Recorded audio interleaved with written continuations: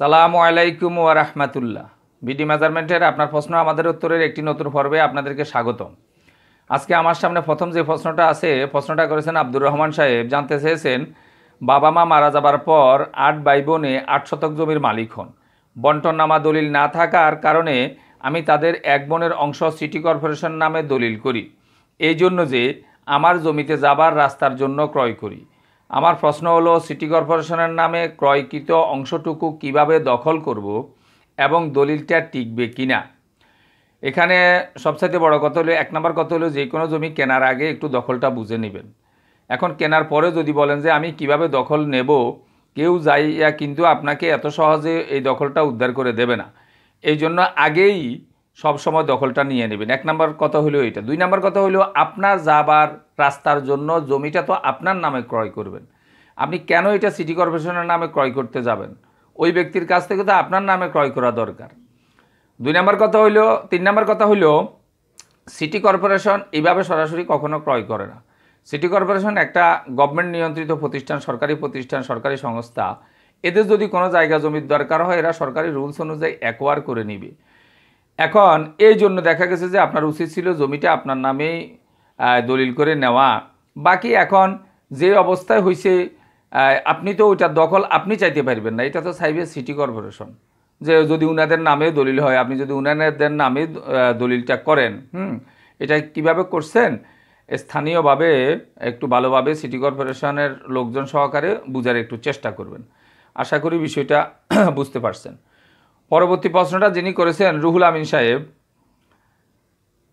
লিখলেন, ভালো লাগলো জেদ্দা থেকে, সৌদি আরব জেদ্দা থেকে বলছিলেন, আমি জমিন কিনেছি, দলিল হয়েছে, বায়া দলিল আছে, খারিজ করি নাই, এখন জরিপ আসলে করণীয় কি? জরিপ আসলে আপনার কাছে 1 নম্বর করণীয় এইটা, ওনারা আপনার নামে খারিজ চাইবে আপনার নামে জরিপটা করার জন্য, রেকর্ডটা আপনার নামে হওয়ার জন্য। যার কারণে যত দ্রুত সম্ভব নিজের জমির নিরাপত্তার জন্য আপনার জমিটা আপনার নামে খারিজ করে নেবেন। আশা করি বিষয়টা বুঝতে পারছেন। পরবর্তী প্রশ্নটা যিনি করেছেন ওনার নাম তানজিল হাসান সাহেব। জানতে চেয়েছেন, জমির মালিক 1970 সালের পর মারা গিয়েছে, কিন্তু তার কন্যা 1961 সালের আগে মারা গিয়েছে। তার কন্যার ঘরে একটি কন্যা ছিল। এখন কি জমি মালিকের নাতনি উক্ত সম্পত্তির ভাগ পাবে? যার ভিত্তিতে ওই মেয়েটা সম্পদটা পাওয়ার কথা, সেটা হইল তার মা ওটার মালিকানা হবে কিনা। এই মালিকানাটার দাবি আমাদের দেশে হয় 1961 সালের আইয়ুব খানের একটা আইনের কারণে। 1961 সালে আইয়ুব খান যে আইনটা করছে, ওই আইনের সময় এই কথা বলা আছে যে 1961 সালের থেকে এর আগে থেকে যারা মারা গেছে তাদের জন্য এই আইনটা কার্যকারী হবে না। এই জন্য এর ভিত্তিতে, যেহেতু ওর মা 1961 সালের আগেই মারা গিয়েছে, যার কারণে এই সম্পত্তির দাবিদার ওই মেয়েটা হবে না। আশা করি বিষয়টা বুঝতে পারছেন।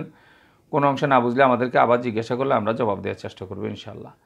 পরবর্তী প্রশ্নটা যিনি করেছেন মোস্তফা কামাল সাহেব, জানতে চেয়েছেন, আমি জানতে চাই যে আমার একটা দলিলে আছে 7.25%, 25% শতাংশ লিখতে যাইয়া হয়তো পার্সেন্ট এভাবে দিলেন, কিন্তু নামজারিতে এসেছে 5.76%, অর্থাৎ শতাংশ বোঝানোর জন্য। আমার বাকি জমি কোথায় গেল একটু জানাবেন। আমি এখানে থেকে আপনার বাকি জমি কোথায় গেছে বলাটা দুষ্কর।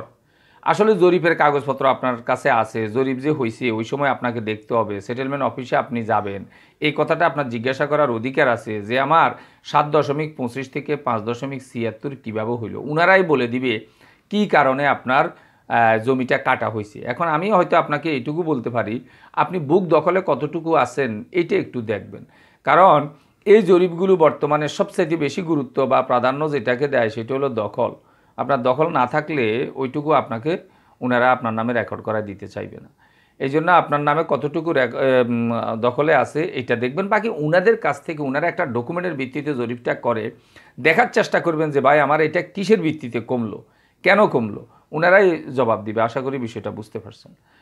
পরবর্তী প্রশ্নটা যিনি করেছেন মোহাম্মদ শিয়াব হোসেন সাহেব, জানতে চেয়েছেন 7 আনায় কত শতাংশ বা কত ফুট, লম্বা কত ফুট পাশ হবে, এই ইত্যাদি বিষয়গুলো আপনি জানতে চেয়েছেন। আসলে 7 আনা আপনি যেখানে লেখা দেখছেন, এটা পর্সার একটা অংশ বা হিস্সা বোঝানোর জন্য ব্যবহার করে।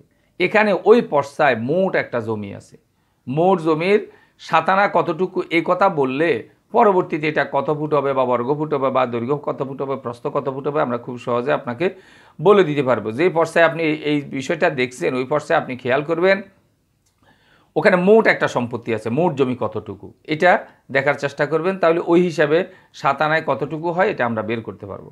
আশা করি বিষয়টা বুঝতে পারছেন।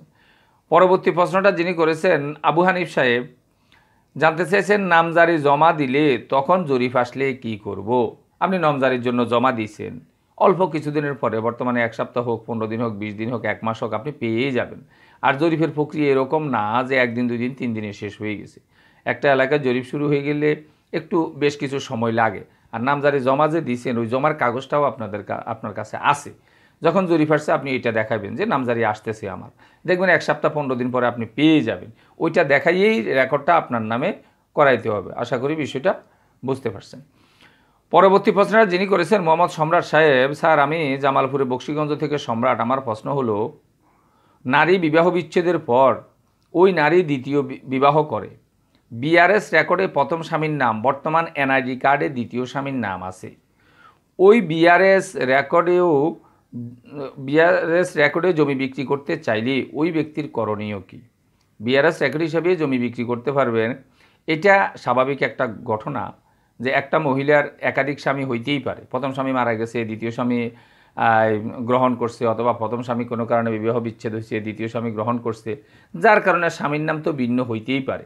এটা ডেট ওয়াইজ, তারিখ ওয়াইজ ওনারা দেখবে, যারা এই কাগজপত্রগুলো নিয়ন্ত্রণ করবে। প্রথম স্বামীর সাথে যে বিবাহ বিচ্ছেদ হয়েছে ওইটার একটা তালাকনামা বা ওইটার নির্দিষ্ট কাগজ থাকবে যে কবে হইল। দ্বিতীয় স্বামীর সাথে যে বিবাহ হয়েছে ওইটার আবার দেখা গেছে যে বিবাহ রেজিস্ট্রির যে কাগজপত্র এটা দেখবে। এগুলি দেখে গভর্নমেন্টের যে অফিস এটা বুঝতেই পারবে যে দেখা গেছে যে এই তারিখে এই মহিলা, এই তারিখ পর্যন্ত এই মহিলার স্বামী ছিল এইটা, এই তারিখ থেকে স্বামী হয়েছে এইটা, যার কারণে এটা তো স্বাভাবিক ঘটনা, ওখানে উনার এটা থাকতেই পারে। ওই হিসাবে উনি এটা বেচতে কোনো সমস্যা হবে না। আশা করি বিষয়টা বুঝতে পারছেন। কোনো অংশ না বুঝলে আমাদেরকে আবারও প্রশ্ন করলে আমরা জবাব দেওয়ার চেষ্টা করব ইনশাআল্লাহ। ভিডিওটি ভালো লাগলে লাইক, কমেন্ট এবং শেয়ার করবেন। আমাদের ধারাবাহিক ভিডিওগুলো পাওয়ার জন্য চ্যানেলটাকে সাবস্ক্রাইব করবেন।